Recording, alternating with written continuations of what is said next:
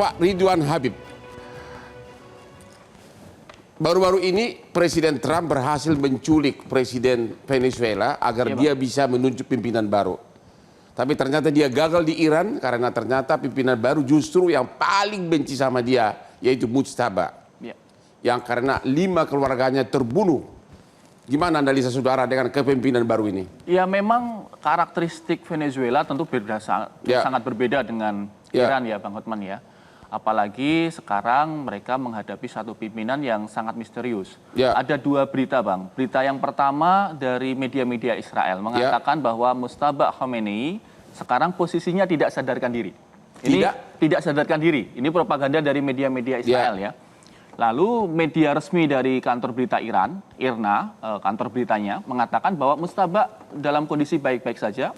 Dia hanya terluka kecil dan memerintah dari satu tempat yang dirahasiakan. Jadi memang saat ini Mujtaba ini tampaknya menggunakan strategi tactical intelligence yang misterius. Supaya tidak didetek oleh intelijen Mossad dan intelijen CIA posisinya. Karena Netanyahu kan sudah mengultimatum, siapapun penggantinya Ali Khamenei akan dibunuh oleh Israel. Karena itu kemudian tampaknya sekarang dia menghindari muncul ke publik. Tetapi simbol-simbol serangan itu sudah muncul. Sehari setelah diumumkan bahwa Mujtaba menggantikan ayahnya, ada ribuan drone yang terbang dari kota-kota di Iran, dari Iswahan, dari Tabriz, yang mengarah ke beberapa titik. Termasuk juga beberapa rudal baru yang dikeluarkan. Rudal balistik Hamsaran misalnya dengan kecepatan 10 Mach, 10 kecepatan cahaya, tampaknya juga sudah mulai dikeluarkan. Jadi artinya IRGC atau Tentara Garda Revolusi Iran menggunakan Mujtaba ini sebagai dalam tanda petik pemimpin spiritual sekaligus pemimpin militer. Dan katanya dia sangat dekat sama pasukan militernya ya? Memang karena dia pernah bersama mereka, termasuk pada saat perang Irak-Iran tahun 1988, dan sangat memahami tentang intelijen. Jadi sampai hari ini belum tahu dia di mana? Itu tadi Bang, jadi 2 versi. Versi media Israel dia tidak sadarkan diri, ini propaganda yang ditiupkan Israel. Versi Iran adalah dia baik-baik saja. Tapi memang masyarakat Iran mayoritas tetap ingin pimpinan yang aliran keras atau bagaimana? Dukungan terhadap Mujtaba ini memang benar? Ya, reaksinya memang mayoritas sangat mendukung Mujtaba ini ditetapkan sebagai pengganti ayahnya. Pada saat itu diumumkan kan hampir ribuan ya, ratusan ribu masyarakat Iran yang keluar ke jalan dan bersama-sama meneriakkan slogan-slogan yang anti Amerika. Dari segi kekuatan militer, lu yakin Iran bisa nandingin negara raksasa Amerika sama Israel? Ya, itu nanti Mas Wibawanto nih yang ahli keamanan militernya. Tetapi kalau dalam konteks intelijen Bang, bertahan lebih dari 9 hari sejak diserang hari Sabtu kan, ini kan sudah hari ke-9 ini. Ini menunjukkan bahwa Iran menggunakan, menurut kami ini strategi attrition warfare. Memaksa Amerika menggunakan strategi attrition, berlarut-larut. Gimana nih Pak Wibantono? Israel yang Iran bisa bertahan begitu, kekuatan militernya gimana sih Bos? Gini Bang Hotman, jadi saya izin kasih gambaran dulu ya. Jadi Timur Tengah ini merupakan satu regional security complex, yaitu satu subwilayah di planet bumi yang mempunyai ketersambungan geografis terpisah dari subregion lain, di mana pasti superpower mempunyai interaksi dengan mereka, tetapi regional security complex ini mempunyai interaksi yang mendalam secara historis, sosial, politik, ekonomi, dan militer. Sehingga apa yang terjadi di satu negara pasti akan berimplikasi ke negara lain. Dan regional security complex Timur Tengah itu paling dinamis, paling tua, paling banyak konflik, dan paling mempengaruhi apa yang ada terjadi di tingkat global. Itu poin 1. Poin kedua, masuk ke abad 20, British Mandat tahun 2022 itu minta supaya wilayah bekas Ottoman Empire dibagi-bagi. Singkat cerita, untuk Palestina, Israel mendapat 18% wilayah untuk yang wilayah Palestina saja, dan secara keseluruhan akhirnya 99% itu untuk negara-negara Arab Islam, sehingga tahun 48 itu ada 100 juta orang Arab di situ, dan sampai sekarang 0,5% sekian itu wilayah Israel. Tapi ada satu titik yang menjadi rebutan dari semuanya, yaitu Yerusalem.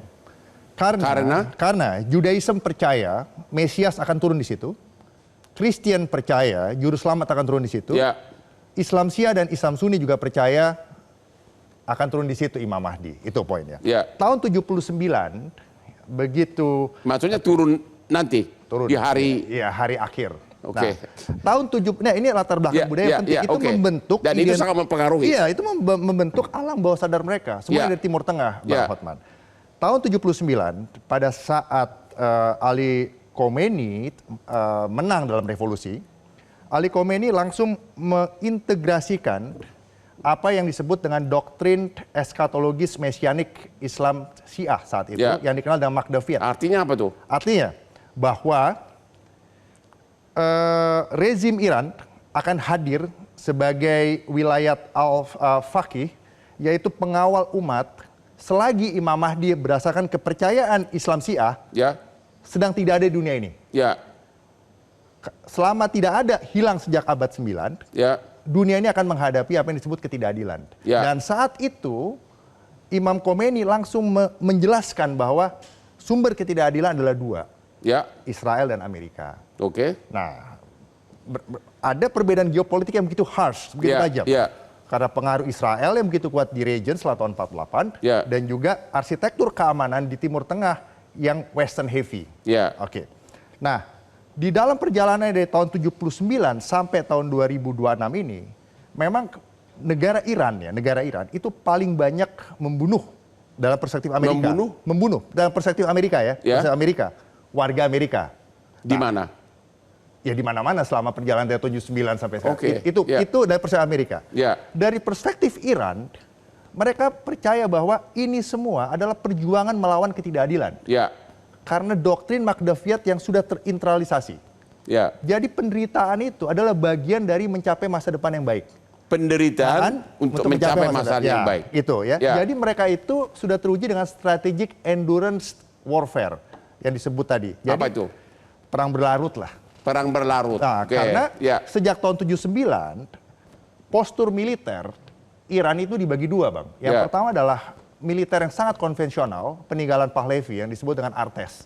Itu tentara teritorial. Tetapi IRGC yang merupakan Corps Revolutionary, penjaga rezim, itu sangat kuat di dalam hal-hal peperangan asimetris.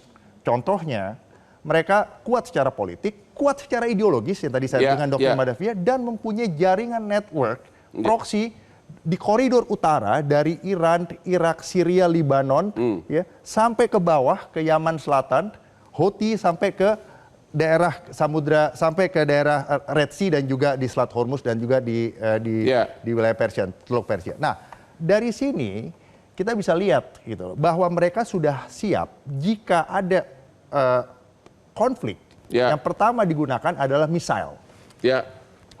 Untuk anti akses dan area denial. Jika itu gagal, perang berlarut. Tetapi yang akan dikerahkan adalah proksi. Nah, jadi kalau pertanyaannya kembali tesisnya adalah apakah pemimpin baru Mostabah ini akan melawan apa tidak melawan? Dari satu perspektif kalau di international relations itu dikenal dengan first image, pemimpin pasti akan melawan dengan karakter seperti beliau latar belakang. Dari domestik ini juga kita melihat ada kelompok ulama kombatannya, ada IRGC, ada politisi-politisi yang cukup moderat seperti Presiden Iran, ada rakyat Iran. Mungkin mereka sekarang mempunyai suatu kesamaan bahwa mereka itu tidak mau pemimpinnya itu diinstal oleh siapapun. Itu poinnya. Nah, perlawanan itu bisa menjadi berat. Nah, sementara dari perspektif Israel, mereka juga punya doktrin teologis yang kuat. Diambil dari Kitab Taurat, dari Ezekiel 38-39. Percaya bahwa akan ada serangan dari utara, melibatkan bekas negara yang menempati wilayah Persia. Dan itu tidak akan habis sampai Mesianik datang. Jadi semuanya ini punya masa mesianistik. Ini membakar emosi yang begitu luas. Nah, jadi ada 3 skenario, Bang Hotman sekarang. Yang pertama, mungkin bisa dikatakan 40% akan ada deeskalasi, 40%. 50% kita harapkan 40% terjadi ya ini. 50% perang regional dengan melibatkan proksi-proksi yang ada di luar wilayah Iran. Ya. Ini yang akan menjadi konflik melebar di kawasan Timur Dan Tengah. akan berlanjut dalam waktu lama. Nah, yang ketiga adalah perang yang sudah melibatkan langsung great powers lainnya seperti Rusia dan China. Ya. Karena sejarah membuktikan 5 abad terakhir, 16 persaingan antara ruling power melawan rising power, 4 berakhir perang terbuka, 12 tidak perang terbuka. Berarti ada 75% chance, kebalik, 4 itu perang terbuka, tidak perang terbuka, 75% itu 12-nya dengan perang terbuka. Jadi ada chance akan ada perang terbuka, tapi kita tidak harap begitu.